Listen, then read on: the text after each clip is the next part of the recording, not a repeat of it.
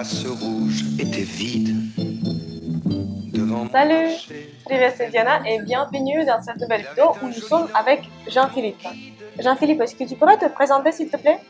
Bonjour, donc je suis Jean-Philippe, je suis le responsable de production de la boulangerie François depuis sa création. Donc ça fait maintenant 6 ans que je suis à Moscou. Et maintenant, nous sommes dans la boulangerie François qui est en plein centre de Moscou. Est-ce que tu pourrais nous parler de cette boulangerie, comment elle a été créée? Donc elle a été créée, si je me trompe pas, il y a 4 ans déjà maintenant. C'est beaucoup. Et alors, est-ce que les Russes aiment à un tel point les viennoiseries, le pain français? Alors je dirais qu'ils aiment différemment. C'est-à-dire qu'ils vont moins consommer de pain comme les Français. C'est-à-dire qu'un Français va acheter du pain pour saucer son assiette, pour manger avec du fromage, pour son entrée. Alors que le Russe, ça va être plutôt une gourmandise. C'est-à-dire qu'il va plutôt l'acheter pour se faire plaisir, pour une petite note sucrée, une petite note salée, mais pas le consommer de la même manière qu'un Français. Est-ce que tu as goûté le pain russe? Tout à fait, j'ai goûté le pain russe. D'ailleurs, j'en ai 2 en rayon. J'ai le Baton et j'ai le Borodino. Est-ce que tu pourrais expliquer pour nos spectateurs français qu'est-ce que c'est que Baton ou Borodino? Alors le Baton, pour ce qui va ressembler un peu au pain de mie français, c'est-à-dire que ça va être un pain blanc un peu sucré, un peu beurré, mais très légèrement, pas aussi fort qu'une brioche. Voilà. Et le Borodino, ça va être un pain au sirop de malt avec du cumin dedans. Borodino et pourquoi pas Bérésina? Borodino. Oui, Borodino, c'est en l'honneur de la défaite de Napoléon, enfin l'honneur, pas pour les Français, mais pour les Russes, en l'honneur de la bataille de Borodino. Et est-ce qu'il y a par exemple d'autres gâteaux russes qui portent des noms français? Oui, le Napoléon, voilà. Bien sûr. Le Napoléon, c'est quoi? Alors, le Napoléon, c'est un millefeuille en fait, mais dont la pâte n'est pas croustillante, mais plutôt pâteuse, plutôt avec de la mâche. Voilà. Ça va être un peu différent, mais dans le concept, c'est la même chose. Et quels sont, à ton avis, les pains français que les Russes aiment le plus?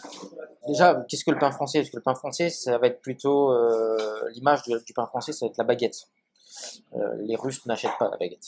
Concrètement, à part je pense que j'ai vu dans le rayon. Ah oui, bien sûr, mais à part quelques Russes qui ont beaucoup voyagé en France et qui connaissent la baguette, sinon ils n'achètent pas la baguette. Je fabrique à peu près 20 à 30 baguettes par magasin par jour, ce qui n'est rien du tout, quoi. Par contre, ils vont m'acheter mes grosses tourtes, mes grosses boules, ils vont acheter surtout des pains aux ingrédients. Ça, par contre, les pains aux ingrédients, des fougasses aux olives, des pains miel noisettes raisin, des pains tomates olives, ça ils en raffolent. Mais du pain blanc, site, vous faites des pains vraiment. Voilà, par contre, du pain blanc, ils en achètent pas tant que ça. C'est surtout les Français. Et les croissants? Ah, ça, c'est pas du pain, c'est de la viennoiserie, ça, bien sûr. Ouais. C'est ça, les Russes adorent la viennoiserie, c'est nos meilleures ventes, tout ce qui est viennoiserie. Et les croissants nature ou les croissants avec quelques goûts? Alors, les deux, il n'y a pas de... C'est kiff-kiff, ils adorent les deux, quoi. Le croissant, parce que c'est vraiment l'image du croissant, c'est le basique. Et après, comme là, nous avons un croissant framboise, qui est un peu coloré pour faire comprendre aux clients qu'à l'intérieur de la framboise. Et nous avons d'autres sortes de viennoiseries, c'est pareil. La consommation est pareille. Et donc, le croissant, c'est le roi de consommation en Russie? Dans nos boulangeries, oui, c'est ce qu'ils préfèrent. Et le pain au chocolat? Après le croissant. Et qu'en est-il pour le café? Ah bah ça, le café, les Russes, ils en boivent. Hein. Ils adorent les boissons chaudes. Hein. Mais est-ce que les Russes prennent des cafés serrés? Non, ils vont prendre des americanos ou des cappuccinos avec des aromates au caramel ou à la cannelle. Mais le café serré, non, ça reste aussi... Donc, pour faire plaisir à un Russe, il faut lui donner un croissant. Et un americano. Et un americano. Voilà, c'est ça. Et si vous voulez amener du pain à table, vous amenez des petites fougasses aux olives, comme des zakouskis, comme des apéritifs, ou d'autres pains aux ingrédients qu'on a en rayon. Et à ton avis, quel est le pourcentage des Français ou d'autres étrangers qui viennent ici? Je dirais que ça dépend quel magasin. Magasin de Petchaknikov et Polianka et Chapelina, c'est sûr, c'est là où on a la plus grosse part de Français, parce qu'il y en a dans des quartiers où les Français habitent. Qui achètent les baguettes? Bien sûr. Après, c'est en constante diminution et notre clientèle russe est en constante augmentation. Voilà. J'ai quand même remarqué depuis 6 ans que la consommation russe du pain change petit à petit, quoi. Il commence à s'adapter et il commence à comprendre qu'il faut acheter du bon pain. Est-ce que toi-même tu prépares le bâton ou le pain borodino? Est-ce que je fabrique moi-même? Oui. De temps en temps, mais plus comme avant. Avant, c'était tous les jours. Là, maintenant, j'ai une centrale de production à gérer, donc c'est un peu plus rare que je fabrique moi-même. Est-ce que tu pourrais nous présenter, par exemple, brièvement la recette de ce pain russe? Lequel?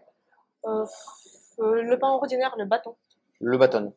C'est tout simple, hein. Donc on met de la farine, du sucre, du beurre, du sel, de la levure.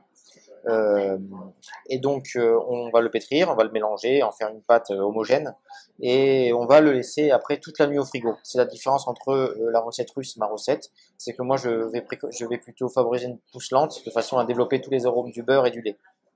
Voilà. Et nous sommes dans cette boulangerie, je vois qu'elle est faite dans le style français. Mais est-ce que la boulangerie François a dû s'adapter à la Russie, au marché russe?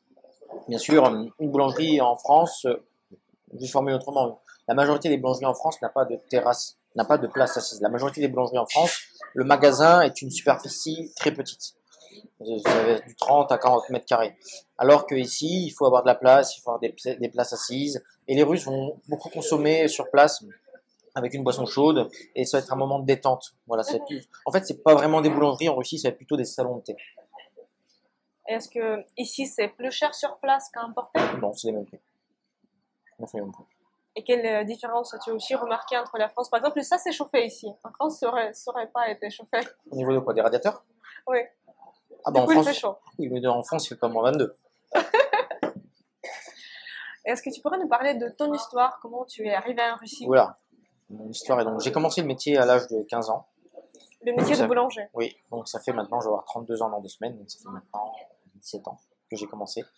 Et donc chez les Compagnons du Devoir, donc j'ai pas mal voyagé, j'ai travaillé à Nîmes, après je suis parti travailler à Nantes, je suis parti travailler aussi un peu à Lyon, puis à Paris pendant plusieurs années, puis après je suis parti retravailler à Arles, puis après je suis revenu à Paris chez Eric Kayser, et là j'ai eu une petite bifurcation dans mon parcours qui fait qu'en fait je suis parti travailler pour Auchan, mais au Kurdistan autonome d'Irak, parce qu'ils avaient un projet de franchise à Erbil qui n'a jamais abouti, mais j'ai travaillé là-bas 1 an, et donc j'avais mes formations en Russie, sur la méthode d'Auchan, mais en Russie. Donc je suis venu faire mes formations en Russie, et c'est comme ça qu'après j'ai terminé ici. Voilà, j'ai rencontré ma femme, à l'époque qui était ma future femme. Est-ce que tu as pris la décision de déménager avant de rencontrer ta femme ou après? Après, bien sûr. Après. C'est ce qui arrive à la plupart des Français qui déménagent en Russie. Et si tu pouvais, par exemple, remonter le temps, qu'est-ce que tu aurais fait avant de venir en Russie? Qu'est-ce que j'aurais fait avant de venir en Russie? Je regrette rien, et il ne faut jamais rien regretter, donc je n'ai aucune idée de comment répondre. De préparer mieux à la guerre Russie? Non.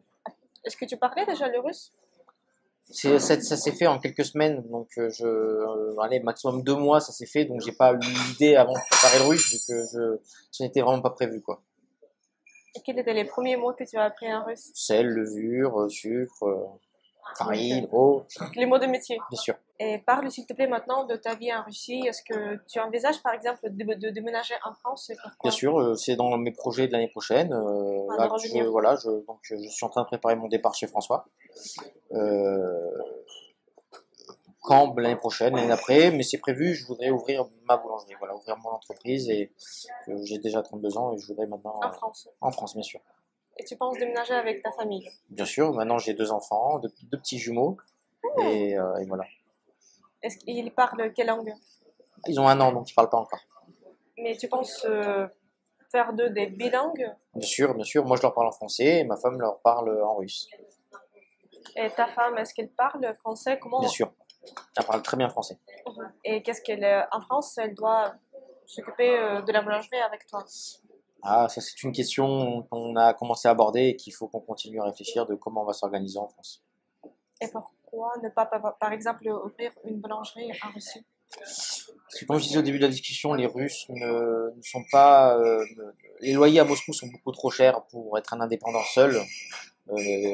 Et les Russes ne comprennent pas encore le bon pain, quoi. Ils comprennent pas encore. Pour eux, aller acheter un bâton à Pitiroshka ou à Auchan à 10 roubles ou un bâton chez nous à 60 roubles, ils comprennent pas la différence et ils comprennent pas pourquoi ils devraient faire cet effort financier.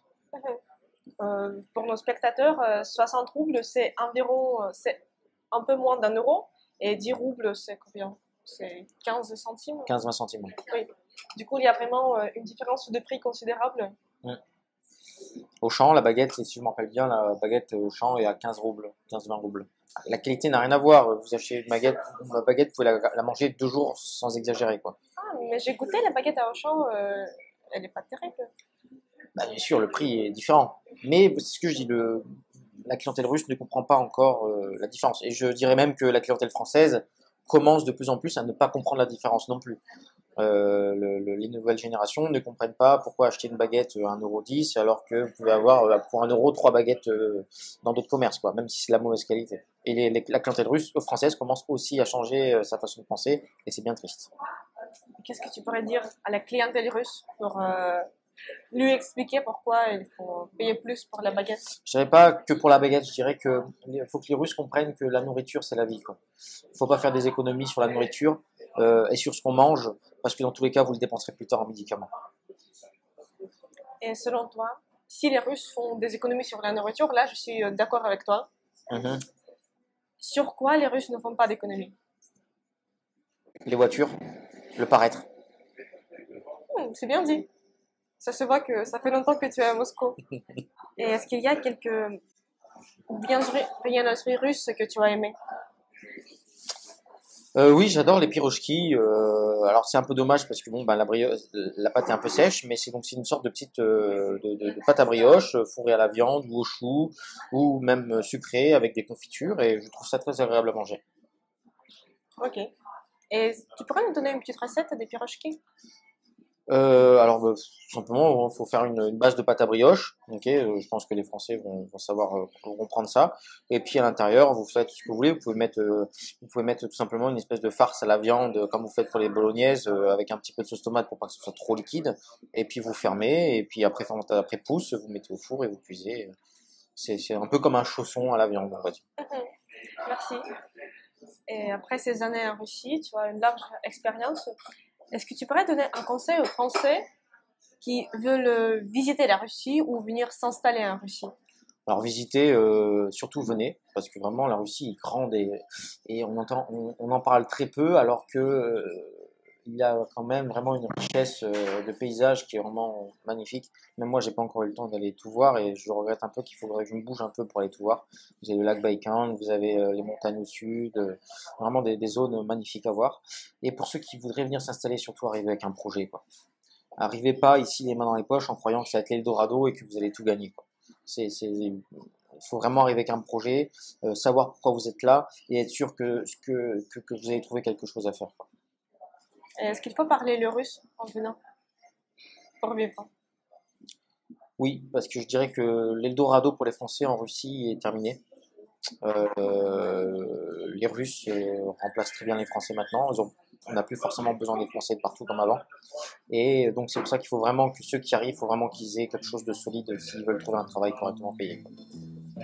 Ok, merci beaucoup. Jean-Philippe, c'était très intéressant. Et alors, comment est-ce qu'on va dire au revoir pour nos spectateurs? До свидания. До свидания. Nathalie, la place rouge était blanche, la neige faisait un tapis, et je suivais par ce froid dimanche Nathalie. Elle parlait en phrases sobres de la révolution d'octobre. Je pensais déjà qu'après le tombeau de Lénine, on irait au café Pouchki boire un chocolat